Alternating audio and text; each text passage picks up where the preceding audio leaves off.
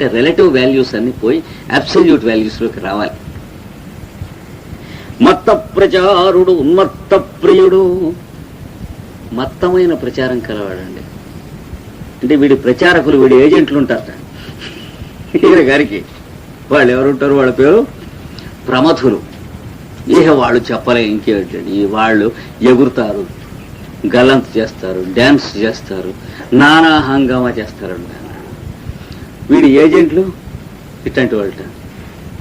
శివ అని అరుస్తూ ఉంటారు కోచట. స్నానం అంటే స్నానం శివుడే అంటారు, ధ్యానం అంటే ధ్యానం శివుడే, సమస్తం వాడే. తండ్రి పేరు ఏమిటండి? శివుడే. తల్లి పేరు ఏమిటి? శివుడే. ఇది కదా శైవ మతం అంటే. ఇట్లా అన్యాయంగా పెడతారటండి వీళ్ళు. మత్త ప్రచారుడు అంటే ఒడిదిలేకుండా ఇలా శివ శివ శివ అని ఎగరటం తప్ప కంపు కొడుతూ ఉంటారండి. స్నానం చేయటం కానీ, ఆ జంజాలు మార్చుకుంటాం కానీ, గాయత్రి చేయటం ఇవేమీ లేవుట, అయోమయ అంట అంటారు. మత్త ప్రచారుడు, తనకు ప్రచారం చేసేవాళ్ళంతా మదం ఎక్కిన వాళ్ళంతా ఎవరిని లెక్క చేయరట. తర్వాత ఉన్మత్త ప్రియుడు, వీడికి స్నేహితులు ఎవరు? పిచ్చాళ్ళట, ఎగురుతూ ఉంటారట. అంటే యోగసిద్ధి కలిగినటువంటి వాడికి, శివ సాయుధ్యం వచ్చినటువంటి వాడు ఏ స్థితిలో ఉంటాడని చెప్పి చెబుతారు? బాలోన్మత్త పిశాచముల స్థితిలో ఉంటారు. అంటే పిల్లలు ఎలా ఎగురుతూ ఉంటారు, ఉన్మత్తులు అంటే పిచ్చివాళ్ళు ఎలా అయితే బయట ఉన్న పరిస్థితుల చేత కోపం, సంతోషం, నవ్వు రావటం కాకుండా వాళ్ళంతా వాళ్ళు వాళ్ళ లోకంలో ఉంటారు. వీడు సర్వాంతర్యామిగా అన్ని లోకాల్లోనూ వీడు ఎలా ఉంటాడంటాడు. అందుకని పిచ్చివాళ్లలాగా తయారైనటువంటి మహానుభావులు ఉంటారు చూడండి, రాగద్వేషాలు లేకుండా.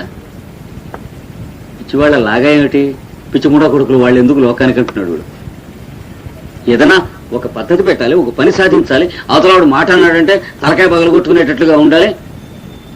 ఇంత మాట అంటాడా అని చెప్పి చేసేది చేసి చూపిస్తాను అనాలి. వాడు దక్షుడు కానీ శివునెత్తులు అక్కడ మట్టి తిన్నట్టుగా ఏదో సాత్వికులు ఏడుస్తూ జనాభా పడుంటే ఏం లాభం అంటున్నాడు. వాడి తీరి వాడిది. అంటే ఉప్పు పులుసు ఉండద్దండి మనుషులో. తపస్సు చేసినా ఉండాలి, వేదాధ్యయనం చేసినా ఉండాలి. ఒక మంత్రాన్ని సాధించి ఆ మంత్రం అనేటువంటి ఎలకల బోన్లో దేవుడు అనేటువంటి ఎలకని లటక్కన పట్టేయాలన్నా కూడా అంత పట్టుదల ఉండాలి. అది వీడి తెలివితేటలు. అంటే మన మంత్రం కంటే చిన్నవాడు దేవుడని. ఎలకల బోనం ముందు ఎలక ఎంత ఉంటుందో అలా ఈ లోపల ధ్యానంతో పట్టేద్దాం. అట్లాంటి అజ్ఞానం వాడిలో మనం ఉన్నామని కాదు, మనలో వాడు ఇట్లా బడి ఉంటాడు పట్టేస్తే. మత్త ప్రచారుడు ఉన్మత్త ప్రియుడు, పిచ్చివాళ్ళుతో గుడి తిరుగుతూ ఉంటారటండి. నరుస్తూ ఉంటే జనం అంతా రాళ్ళేస్తూ ఉంటారట. మహానుభావుడు వృషభావతారుడు అని వస్తాడు. తర్వాత ఆయన వెడుతూ ఉంటే జనం రాళ్ళు వేసేవారట. వేస్తూ ఉంటే ఇలా పడుతుంటే చూస్తూ ఉంటే ఆయన అభ్యాసం చేసేట. ఎందుకు ఎవరిని ఏమనడు, ఎవరికి తెలిసేది కాదు. ఈ శరీరము, ఆ పడినటువంటి రాయిలోను, ఆ విసిరినటువంటి కుర్రవాళ్ళలోను ఈ మూడింట్లో ఉన్న అంతర్యామిని చూడటం అభ్యాసం చేస్తూ వెళ్ళేట. తర్వాత వస్తుంది ఆయన యొక్క కథ. చాలా ఆశ్చర్యకరమైనటువంటి కథ. ఇలా వెళ్ళి వెళ్ళి వెళ్ళి చివరికి ఆయన అరణ్యం తగలడుతూ ఉంటే ఆ తగలడుతూ ఉన్నటువంటి అరణ్యంలోనూ అందులోంచి వచ్చినటువంటి మంటల్లోనూ తన శరీరంలోనూ కూడా ఒకే అంతర్యామిని చూస్తూ నిలబడ్డాడు. శరీరం అందులోకి వెళ్ళిపోయింది, తాను అట్లాగే ఉన్నట్టు. వాళ్ళు పిచ్చివాళ్ళంటే సామాన్యమైన పిచ్చివాళ్ళ. కాస్త భాగవతం చదువుతూ ఎక్కడో ఉన్నాం కదా మనం చదువుకుంటూ, కొంచెం ఇటు చీమ కుట్టింది అనుకోండి, ఆపి టప్పని లేవు. ఇది శరీరమా మరొకట? అందులో స్వయాన సొంత శరీరం.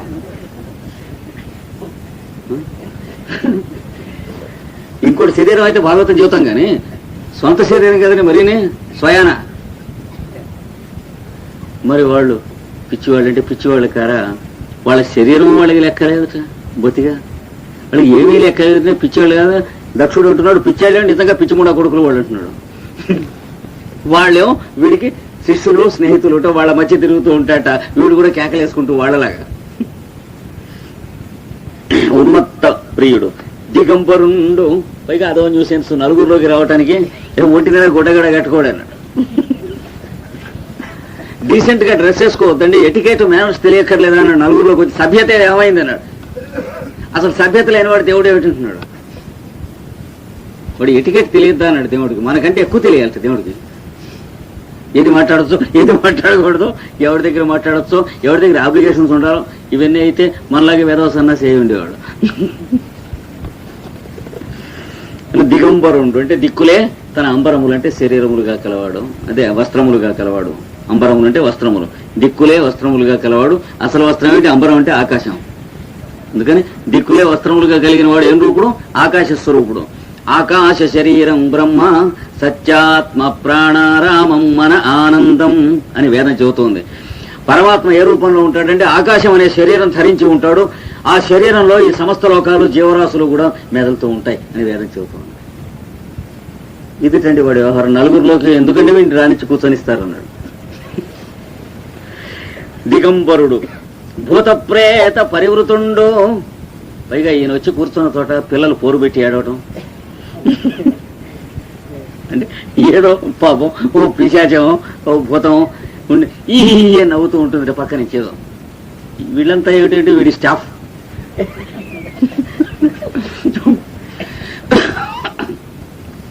భూత ప్రేతాలంటే భూతములంటే పంచభూతాలు మొదలైనవి. ప్రేతములంటే ఈతములంటే శరీరం వదిలిపెట్టిన వాళ్ళకి ఎవరి గతి?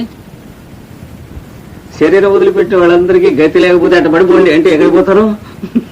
అది భూత ప్రేతాలంటే అర్థం. వాటితో చుట్టూ కూడి ఉంటారట. వీడు పెడుతూ ఉంటే వాడు నరుస్తూ ఉంటారు, చుట్టూ పోతూ ఉంటారు. భూత ప్రేత పరివృతుండు. దడుచుకుంటారన్నాడు జనం చూస్తే. పరివృతుండు. తర్వాత తామస ప్రమద భూతములకు నాథుండు. తామసులంటే ఏమిటి? ఒళ్ళు పై తెలియకుండా తమో గుణంతో ఏడుస్తూ ఉండేవాళ్ళు. అలాంటి ప్రమథ గణాలు వరుసన తనలాగే జడలు చుట్టుకొని, తనలాగే దాని మీద ఏదో చంద్రుడిని పెట్టుకుని, తనలాగే మెడలో పాములు వేసుకుని ఆ కొండల్లో తిరుగుతూ ఉంటారు. ఈ అయోమయపు కోయ జాతి వాళ్ళు, గిరిజన్స్ అంటారు చూడండి, వాళ్ళకి అధిపతి వీడు. అంటే తామస్సులు అంటే అర్థం ఏంటి? సత్వరజస్తమస్సులందు తమో గుణము జీవరాశులలో ఎందుకు కావాలనో దేనికోసమో దాన్ని ఉద్భవింపజేసేటువంటి మహాగణములను పుట్టించి జీవరాశులలో వదిలేవాడు. మనలో తమో గుణం ఎందుకు పనికొస్తుంది? శరీరంలో సప్తధాతువులు నిర్మాణం అవటానికి పనికొస్తుంది, అంటే భౌతికమైనటువంటిది. అంతేగాక అభ్యాసము అనేటువంటి ఒకనొక దానికి తమో గుణం అవసరం. మనం ఏదైతే అభ్యాసం అని అంటామో దాని పేరు తమో గుణం యొక్క మహిమ. నిన్న ఈయనింటికి ఇక్కడ కూర్చున్నాం, ఈవేళ ఈయనింటికి ఇక్కడ కూర్చుందాం అని అనుకుంటాం పేరు తమో గుణం. అది లేకపోతే ఎన్నింటికైతే ఎక్కడైతే అని వేదాంతం వస్తుంది. ఇంకేముంది? మీరు లేరు, నేను లేము, భాగవతం లేము, సమస్తం ఏముందండి? ఎన్నింటికైతే ఎక్కడైతే ఏదైతే అని చెప్పుకునేదంటే అది వేదాంతమే కాదంటానే వీల్లేదు కదా. కానీ ఒక చోట ఏదో ఒక మార్గంలో వెళ్ళి దాంట్లోంచి తరించాలంటే, మొగ్గగా బయలుదేరి పుష్పంగా వికసించాలంటే ఒక మార్గం ఉండాలి. అందుకని తమో గుణం ఇంత వాడు శాస్త్ర ప్రకారం వెళ్ళడం తిట్టాడా, వీడు వాడిని తమో గుణం ప్రకారం పెడుతున్నాడు అంటున్నాడు. గుండెకాయ ఓ మాట కొట్టుకుని మళ్ళీ రెండో మాట కొట్టుకోవాలంటే అక్కడ కావాల్సింది తమో గుణం. శ్వాస ఒక మాట పీల్చి వదిలి అభ్యాస పాఠం చేత మళ్ళీ రెండవ మాట తల్లి గర్భంలోంచి రాగానే మళ్ళీ రెండవ మాట పీల్చాలంటే కావాల్సింది తమో గుణం. అంటే అభ్యాసం అనేది ఎక్కడైతే ఉన్నదో తమో గుణం అనేది అక్కడలో ఉంటుంది. తమో గుణం లేకపోతే అభ్యాసం అనేటువంటిది లేదు. సూర్యుడు చుట్టూ భూమి తిరగటం అభ్యాసం, భూమి తన చుట్టూ తాను తిరగటం అభ్యాసం, సూర్యచంద్రుల గమనములు కలగటం అభ్యాసం. అంటే ఒక ధర్మ మార్గాన ప్రవర్తన క్రమ ప్రవృత్తి అనేటువంటిది జరిగి ఇంకో మార్గాన వెళ్లకుండా ఒకదాన్ని బంధం చేయటానికి తమో గుణం అవసరం. అలాంటి మహానుభావులందరినీ సృష్టించి ఈ సృష్టి యొక్క కళలుగా నడుపుతూ ఉన్నట్టు వీడి ఆర్మీట వాళ్ళంతా తమో గుణంలో పుట్టిన ప్రమథ నాయకులంతా. ఇలాంటి వీళ్ళందరినీ ఉట్టి తామస్సులండి. వీళ్ళని వేసుకు తిరుగుతాడు తమో గుణాన్ని.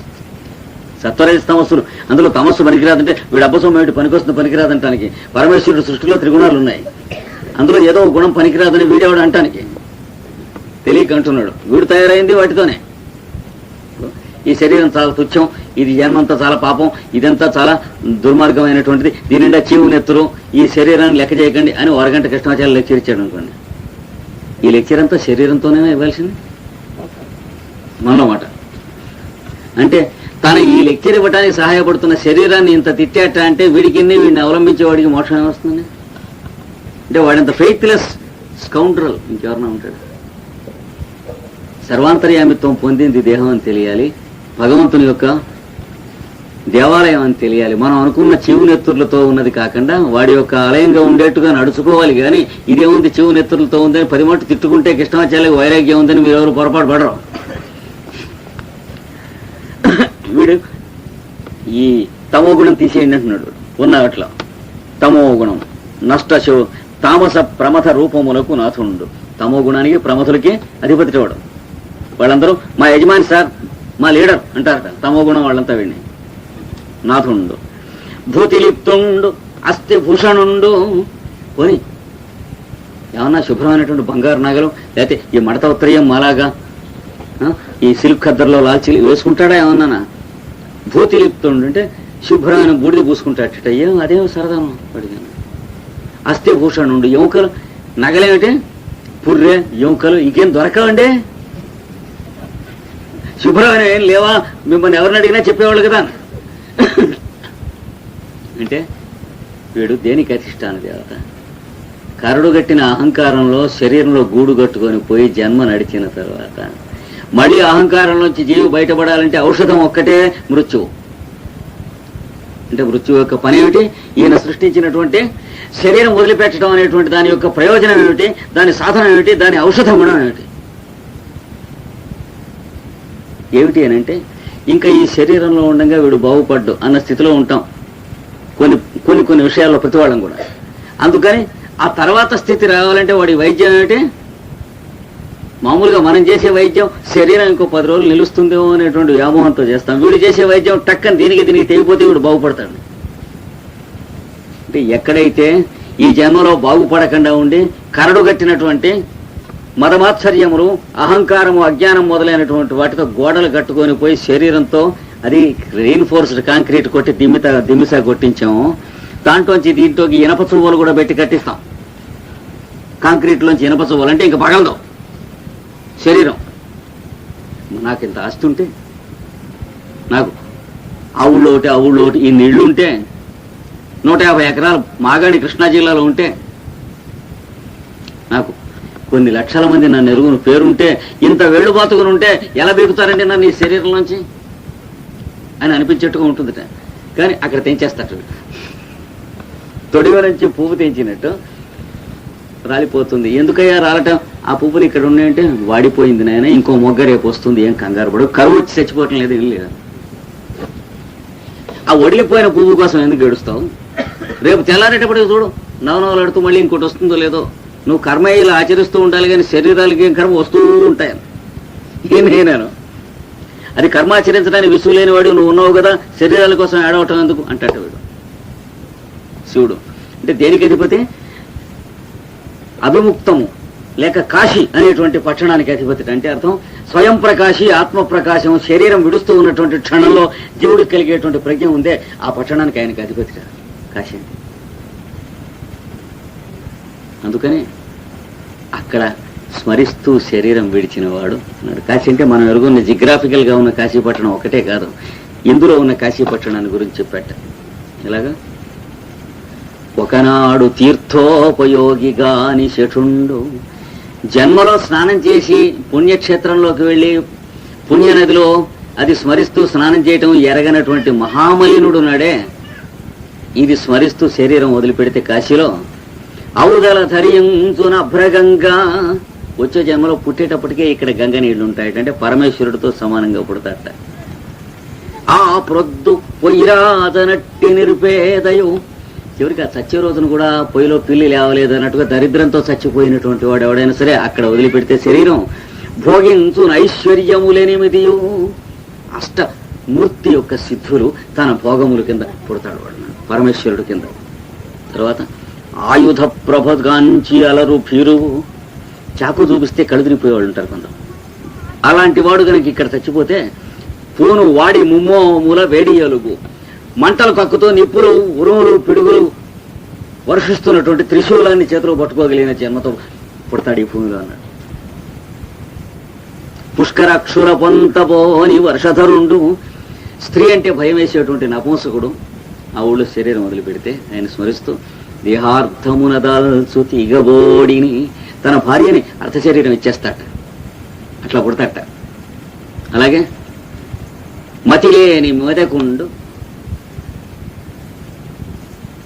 బొత్తిగా చదువు ఇంజెక్షన్ చేసినా ఎక్కడట వాడు బుర్రలోకి. అలాంటి వాడు కనుక అక్కడ చచ్చిపోతే మౌని వర్యుల చదివించు మర్రి నీడ, మర్రి చెట్టు కింద ఋషులను కూర్చోబెట్టి దక్షిణామూర్తి స్వరూపుడే సమస్త వేదాలు చెబుతాటండి వాడు. ఒక్కటి చేస్తే చాలన్నాడు ఇవన్నీ రావాలంటే. ఏమిటి? పంచముఖు వీట మేనోసరించనేని, పరమేశ్వరుణ్ణి స్మరిస్తూ ఉంటే ఎక్కడ స్మరణ ఉందో అక్కడ కాశీ అంటారు. ఆ పట్టణంలో శరీరం వదిలితే చాలన్నాడు. అంటే బెనారస్లో చస్తే అని అర్థం కాదు. అక్కడ కూడా కాశీ అనేటువంటి అర్థం జ్ఞాపకం లేకుండా చచ్చేవాళ్ళు లేరు చాలా మంది. అలా ఏం లాభం లేదు. బెనారస్లో వచ్చిన వాడికి ఇలా హోల్సేల్గా మోక్షం వస్తుంటే అందరం వెళ్ళిపోతాం బెట్టింగ్ కట్టుకుని. అది బెనారస్ అని ఎంతమందికి గుర్తుంది. అందుకనే శ్రీనాథుడు ఏమన్నా అంటే గంగా స్నాన ఫలం మోక్షం వస్తుందంటే గంగలో చేపలు రోజు తిరుగుతున్నాయి వాటికి వస్తుందా అన్నాడు. సంకల్పం ఏంటి? గంగా సంకల్పం అక్కడ నిరంతరం గంగలోనే ఉంటాయన్నాడు ఆ చేపలు. అసలు మోక్షం వస్తుందంట. వీడు భూతి లిప్తుండు అస్థిభూషణుండు కనుక శరీరం వదలటానికి అధిపతి కనుక శరీరం వదిలేటప్పుడు లక్షణాలు ఏంటి? బూడిదను ఎముకలు. అది వాడి భూషణాలట. మృత్యుంజయుడు అంటే అర్థం అది. వీటికి వస్తుంది కానీ మృత్యు తనకి రాదని తెలిసిన వాడు మృత్యుంజయుడు అవుతాడు. అందుకని ఇవిటండి వాడి ఆభరణాలు. శరీరం దహనం అయ్యేటప్పుడు వచ్చే బూడిదను ఆ మిగిలేటువంటి ఎముకలు అవి చూస్తే వీడి ఆభరణాలు ఇవేం తెలుస్తుంది అని. అంటే వీడి పోర్ట్ఫోలియో ఏమిటి? ప్రళయానికి అధిపతి. ఒక ఆయన సృష్టికి అధిపతి, ఇంకో ఆయన స్థితికి అధిపతి, ఈయన ప్రళయానికి అధిపతి. చెప్పండి వీడి గొప్పదనం అన్నాడు. వీడిని పిలుస్తారు మీరంతా బుద్ధి లేదా అన్నాడు దేవతల్ని. తర్వాత భూతిలిప్తుండు అస్థిభూషణుండు నష్ట శౌచుండు. శౌచం నష్టమైపోయిన వాడు ఎప్పుడో పోయింది. కంపుటండి మనిషి దగ్గర. అంటే శౌచం లేదు అంటే పురుడు పుణ్యాలు లేవుట, ఏమి లేవుటండో. ఎవరన్నా వెళ్ళిపోయారంటే 10 రోజుల లోపల బయట అటంటే ఏం లేవుట వాడికి. అంటే అందరూ వెళ్ళిన వాళ్ళలోకి అందరూ వచ్చిన వాళ్ళలోకి శౌచం లేవుట. ఇలా స్నానం చేయాలి, ఇలా నెత్తిన ఏదో రావివాకు పెట్టుకోవాలి, ఇలా ఆకమర్షణ మంత్రాలు చేయాలి, అవేం చేయట. వాళ్ళలోనే కదా వీళ్ళంతా స్నానాలు చేసేది. నష్ట శౌచుండు ఉన్మదనాథుండు. ఉన్మదులు అంటే పిచ్చివాళ్ళు, ఉన్మాదం ఎక్కినటువంటి వాళ్ళు. అంటే అర్థం అంటే బ్రహ్మజ్ఞానం కలిగిన స్థితిలో ప్రపంచంలో ప్రవర్తిస్తూ నిరంతరం సంతోషమే కానీ ఒకడు తిట్టాడని, ఒకడు తిరస్కరించాడని, ఒకడు అన్నాడని, ఒకడు వీడి గురించి ఏదో మాట్లాడాడు, కామెంట్ చేశాడని ఇవి ఏమి ఉండవు. ఫలానా రోజున ఫలానా అపకారం చేశాడని ఇవి ఏమీ లేకుండా నిష్కారణంగా సంతోషంగా ఉంటారట వాళ్ళు పిచ్చాడంటే ఉన్మదులు. అంటే దత్తాత్రేయుని యొక్క అవతారం యొక్క వర్ణనం చదవండి ఎలా రాశారో. అది ఉన్మదులు అంటే. అలా తిరిగేవాట ఆయన దత్తాత్రేయుడు. ఆ ఉన్మదులకి నాథుండు వీడు. దుష్ట హృదయుడు. వీడు హృదయంలో మతం చాలా కూబి అలా చూస్తున్నాడు, మాట్లాడటం లేదు కానీ వీడు అన్న. అంటే అర్థం ఏంటి? దుష్టుల హృదయంలో కూడా ఉంటాడటండి. అది వీడి బాధ. మంచివాళ్ళ హృదయంలో ఉంటాడు, దౌర్భాగ్యుడు వాళ్ళ హృదయంలో ఎందుకు అన్నాడు? దుష్టుల హృదయాల్లో. మమ్మల్ని అడగకూడదా చెబుతాం ఎవడు హృదయంలో ఉండకూడదు. మేము గీత గీసేస్తాం కదండి, ఎవడు హృదయంలో ఉండొచ్చో ఎవడు హృదయంలో ఉండకూడదు, ఆ ప్రకారం నడుచుకోకూడదా కుర్రవేధవా అల్లుడు గారు పెట్టుకున్నాడు. నష్ట శౌచుండు ఉన్మదనాథుండు దుష్ట హృదయుండు ఉగ్రుడు. మొహం చూస్తేనే అసలు అమ్మో అన్నట్టుగా ఉంటుంది. ఏ ప్రసన్నంగా మా విష్ణువు చూడండి ఎలా ఉంటాడు, హాయిగా శుక్లాంబర. బ్రహ్మ చూడండి ఎలా ఉంటాడు, 4 పక్కల నవ్వుతున్న క్లాక్ టవర్లే ఉంటాడు. ఎటు చూసినా ప్రసన్నంగా నవ్వుతూ ఉంటాడు. ఒళ్ళుగోడు వీడు చూసి జ్వరం వచ్చేట్టు ఉంటాడట. ఆ మొహాన్ని 3వ కన్ను అసహ్యంగా. బానే ఉంది కానీ అన్నిటికీ మంచి అర్థాలు వచ్చినాయి. ఇందాక కోతిల్ని చూస్తున్నాడు అన్నాడు, అదొకటి మిగిలిపోయింది కదా. అట్లా ఉంచండి, పద్యం అయ్యాక చెబుతాను. కోతిల్ని చూడటం అంటే ఏమిటో. ఉగ్రుండు పరేత భూనికేతనుడు. పరేతులు అంటే శరీరం వదిలిపెట్టి వెళ్ళిపోయిన వాళ్ళు. వాళ్ళ తాలూకు భూమి అంటే శ్మశానం అంటారు చూడండి, వల్లకాడు. అది వాడి నికేతనం. అడ్రస్ ఏమిటి? విజిటింగ్ కార్డు ఇస్తే కేర్ ఆఫ్ బరియల్ గ్రౌండ్ అనిస్తాడు వాడు. వాడు ఇల్లు అదిట. అడ్రస్ అడిగితే ఎక్కడ ఉండ కేర్ ఆఫ్ శ్మశానం అంట. ఇంకే ఊళ్ళో కట్టుకోకూడదా మనతో పాటు, ఏమంత అదిరిపాటు కొంప మనతో పాటు వాడు ఒకటి కట్టుకోకూడదు అని. అది దక్షుడు గారి యొక్క పద్ధతి. పరేత భూనికేతనుడు అంటే శరీరం జీవులు వదిలిపెట్టిన తర్వాత వాళ్ళకి నివాసం ఈయన అని అర్థం. అసలు అర్థం నికేతనుండు. వితత స్రష్టకేశుడు. ఇలాగా ఎటుపక్క జుట్లు అటుపక్క ఉంటాయటండి, మరీ అసహ్యంగానే. ఇట్లా పైకి ఉంటాయట. అంటే పగలు చూస్తే రాత్రి కళ్ళలోకి వస్తాడన్న. కింద జుట్టు ఇట్లా వెళ్ళింది బాగానే ఉంది, పై జుట్టు ఇలా ఉంటుందిటండి. అంబరకేశుడు ఆయన పేరు. అంటే ఆకాశానికి నిక్కబొడిచినటువంటి తిక్క వెంట్రుకలు గలవాడు. అంటే అర్థం ఏంటి? ఏమీ లేదండి, సూర్యుడు చంద్రుడు వీళ్ళందరిలో అగ్నిహోత్రుడు ఆయన కిరణ స్వరూపుడు అని అర్థం. అంటే ఈ కిరణాలు ఇటు వెళ్ళాలని ఉంటుంది ఏమిటి? అగ్ని ఎక్కడ ఉంటే దాని చుట్టుపక్కల అంతా ఉంటూ ఉంటాయి. లోపల జీవుడుగా ఉండి వాడి కిరణాలుగా ఇంద్రియాలు మొదలైనవి వ్యాపించి ప్రసరిస్తూ ఉంటాయట. అది జుట్టు అంటే మరి అన్యాయం అన్నాడు. ఉగ్రుడు ఇతనికి అశుచి అయిన ఇన్ని విధాల శుచి లేనివాడు ఒప్పుకుంటారు కదా చెప్పినవన్నీ. అట్లాంటి వాడికి ఇతనికి శివనాముడను ప్రవాద మెటులు కలిగే. మీరందరూ బుద్ధి లేనివాడు, వీడిని శివుడు అని పిలుస్తారు, ఇంకేం పేరు అశివుడు అని ఇవ్వకూడదా వీడికి అన్నారు. శివ అంటే శుభము మంగళకరం అని. ఆ పేరు పెట్టినది చెప్పాలయా మీకు అన్నాడు. శుభము మంగళం అనేటువంటి అర్థం వచ్చే పేరు తీసుకెళ్లి వాడికి అంటిస్తారా మీరంతా శివుడు శివుడు అంటే కదా వాడు శివుడు అని ఎక్కుతున్నాడు, వాడు అశివుడు అసలు అన్నాడు. ఉన్న లక్షణాలనే అవకరపు లక్షణాలు వాడికి.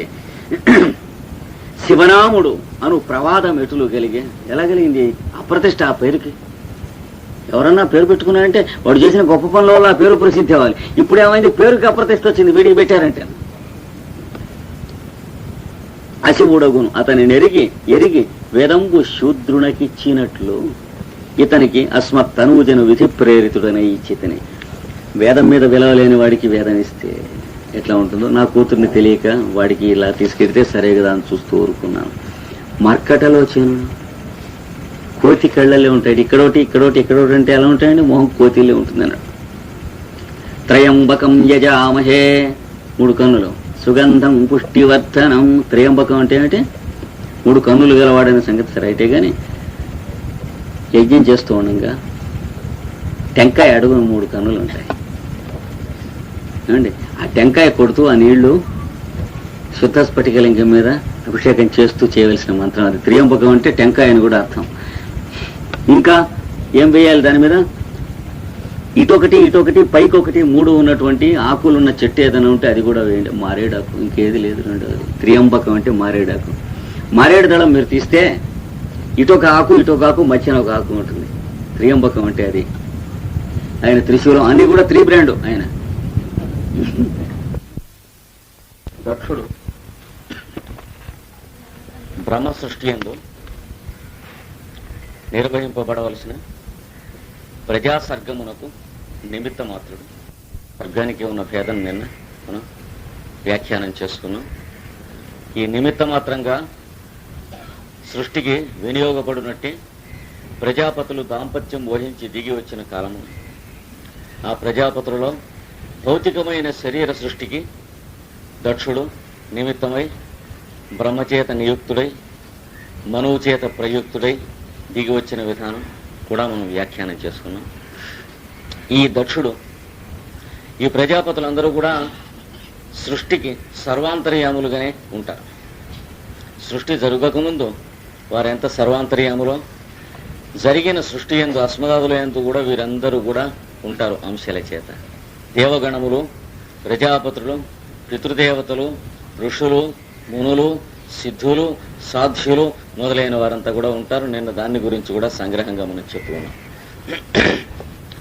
ఒక్కొక్కరు మనలో ఒక్కొక్క శక్తిగా పనిచేస్తుంటారు. అందరు ప్రజాపతులలో దక్షుడు మనలో ఉన్నటువంటి జీవి యొక్క అహంకారము అనబడు శక్తిగా పనిచేస్తూ ఉంటాడు. అంటే జీవికి వేరే అహంకారం పుట్టదు. మొత్తంలో ఉన్నటువంటి ఈ దేవగణములలో ఒకడే వీడు ఎగ్జిక్యూటివ్. అంటే మనలో అహంకారం అనేటువంటి ఒకానొక శక్తిగా ప్రజ్ఞగా పనిచేస్తూ ఉంటాడు. వాడికి అంతర్యామికిని ఉన్నటువంటి పరస్పర తాత్కాలిక విభేద తత్వమే మావాళ్ళకు విరోధంగా కథ కల్పింపబడ్డది.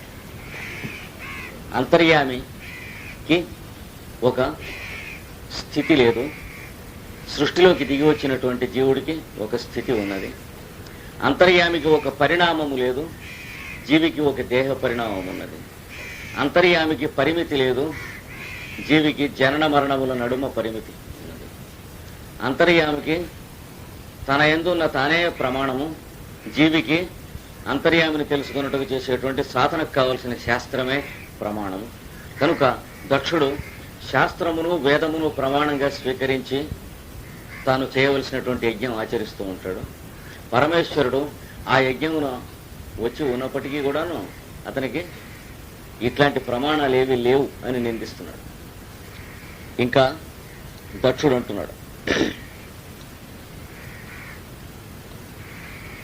ఇతడికి శివనామమును ప్రవాదమెటులు కలిగే.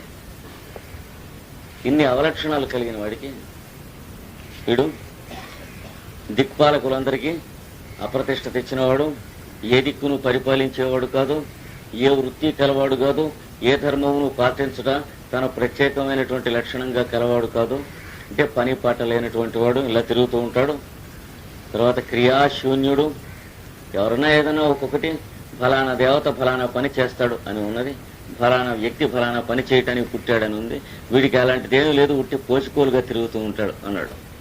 అంటే కోపంతో తెలియక తిడుతూ ఉన్నప్పటికీ వాడి యొక్క సర్వాంతర్యామిత్వములైనటువంటి గుణములే వీడి నిందల యందు భాషిస్తూ ఉండటం ఆశ్చర్యం. చెప్పాను నిన్న, దక్షుడే కాదు మనం ఎవరైనా సరే భగవంతుణ్ణి ఉద్దేశించి, సర్వాంతర్యామిని ఉద్దేశించి ఏ రకంగా నిందించినా ఆ నిందలన్నీ వాడి యొక్క గుణములనే వర్ణనం చేస్తాయి. అంతకంటే మనం ఏమీ చేయలేము. కావాలంటే నిందించి చూసుకున్నటువంటి వాళ్ళ యొక్క నిందల్ని మనం పరిశీలిస్తే తెలుస్తుంది. తిట్టినా తిమ్మినా ఏం చేసినా అంతర్యామిని తిట్టినట్లయితే ఆకాశం మీద కోపించి ఆకాశం మెరిగి పైకి ఉమ్మేసినట్లు అవుతుంది. అంటే తన మొహానే పడుతుంది. అంతర్యామిని చేసిన నిందలన్నీ నిందించిన వాని పరిమితత్వాన్ని తెలియజేస్తాయి తప్ప నిందింపబడినటువంటి వానికి సంబంధించినటువంటి విషయములు కావు.